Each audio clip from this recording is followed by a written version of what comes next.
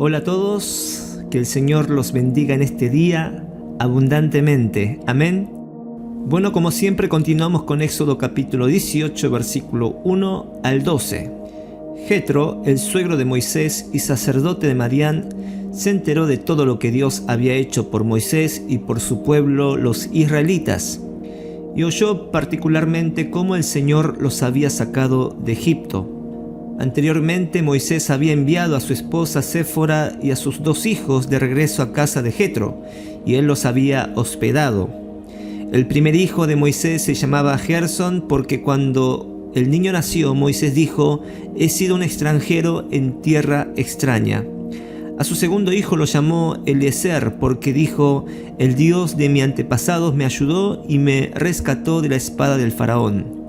Así que Jetro, el suegro de Moisés, fue a visitarlo al desierto y llevó consigo a la esposa y a los 2 hijos de Moisés. Llegaron cuando Moisés y el pueblo acampaban cerca del monte de Dios. Jetro le había enviado un mensaje a Moisés para avisarle: «Yo, tu suegro Jetro, vengo a verte junto con tu esposa y a tus 2 hijos». Entonces Moisés salió a recibir a su suegro, se inclinó ante él y le dio un beso. Luego de preguntarse el uno al otro cómo les iba, entraron en la carpa de Moisés. Moisés le contó a su suegro todo lo que el Señor les había hecho al faraón y a los egipcios a favor de Israel. También le habló de todas las privaciones que había sufrido a lo largo del camino y de cómo el Señor había librado a su pueblo de las dificultades. Jetro se alegró mucho al oír de todo el bien que el Señor había hecho por Israel a rescatarlo de las manos de los egipcios. «Alabado sea el Señor», exclamó Jetro, «pues los rescató de los egipcios y del faraón.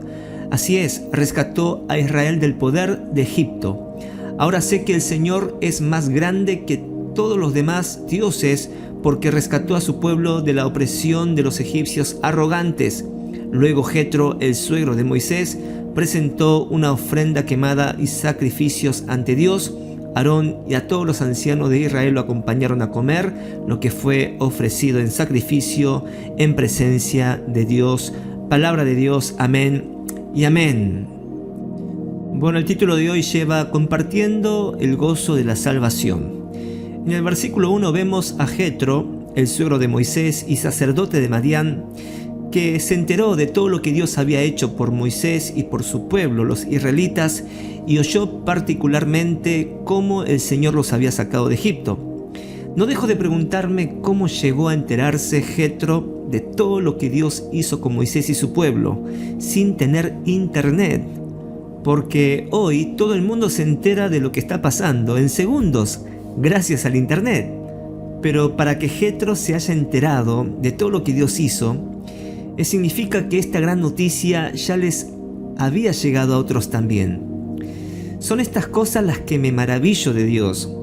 Nuevamente Dios se las arregla para que sus obras se den a conocer por todas partes. Ahora, una cosa es escuchar de un tercero, un segundo, y otra cosa es escuchar de alguien que lo experimentó en persona. Hoy en día todos sabemos de Dios, de Jesús y la Biblia, pero muy diferente alguien que pueda contar las experiencias vivenciales de Dios. Es decir, no nos podemos conformar que la gente solo conozca la Biblia de modo informativo o que le cuentes los testimonios de otros, sino que la gente necesita oír algo vivencial con Dios en tu vida. La gente quiere oír ese Jesús quien tú le predicas, qué cambios hizo en tu vida. ¿Realmente tu vida fue transformada? ¿Realmente ese Dios de los milagros de quien tú me hablas, lo vivís? ¿Lo experimentaste? Contame tu historia con Dios. No solo quieren oír, quieren ver ese cambio en ti. Aquí tenemos un ejemplo de cómo se puede ganar un gentil para la fe en Dios.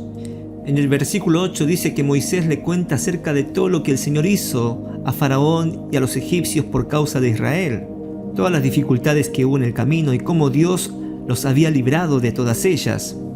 Ahora debemos preguntarnos, ¿tengo un testimonio de lo que Dios hizo en mi vida? ¿Una experiencia personal con Dios para contar a otros de mi vida? Porque si no tenemos una experiencia personal en nuestras vidas, de tu conversión, de tu buen testimonio, ¿cómo vamos a dar a conocer las maravillas de Dios a los demás? El testimonio personal es una herramienta fundamental para ganar almas para el reino de los cielos. Porque quien tuvo la experiencia personal tiene la convicción de lo que dice. Miren lo que causó el testimonio de Moisés. En el versículo 9 dice que Jetro se alegró mucho al oír todo el bien que el Señor había hecho por Israel al rescatarlos de las manos de los egipcios. No solo eso, sino que comenzó a alabar al Señor, a exclamar, diciendo que el Señor es el más grande que todos los demás dioses. Y termina diciendo en el versículo 12 que Jetro, el suegro de Moisés, presentó una ofrenda quemada y sacrificios ante Dios. Aarón y todos los ancianos de Israel lo acompañaron a comer lo que fue ofrecido en sacrificio en presencia de Dios. ¡Aleluya! Es decir, tuvieron un culto familiar. ¿Tienes un familiar que todavía no ha aceptado a Cristo Jesús? ¿Que no conoce a Dios? Recuerda, tu testimonio personal con Dios puede provocar gozo, alabanza, reconocimiento a Dios y rendirle culto a Dios en familia. Hoy puede ser ese día. Vamos a orar. Padre Dios, te damos gracias, Señor, por tu palabra, porque hemos aprendido cómo el testimonio personal puede causar gozo, alegría, alabanza, reconocimiento a Dios y hasta, Señor, rendirle culto a ti para aquellos que todavía no te conocen. Por eso te pedimos, Padre, que nos ayudes, Espíritu Santo, a que nosotros podamos buscar a ti y tener un testimonio vivo contigo, mi Dios, para que a través de nuestro testimonio vivencial contigo, muchos de los familiares que todavía no te conocen, hoy, Señor, puedan conocerte y recibirte como su Señor y su Salvador y poder tener un culto familiar, Padre, entre familiares y parientes. Señor, deseamos con todo nuestro corazón. Gracias, en el nombre de Jesús oramos. Amén y amén.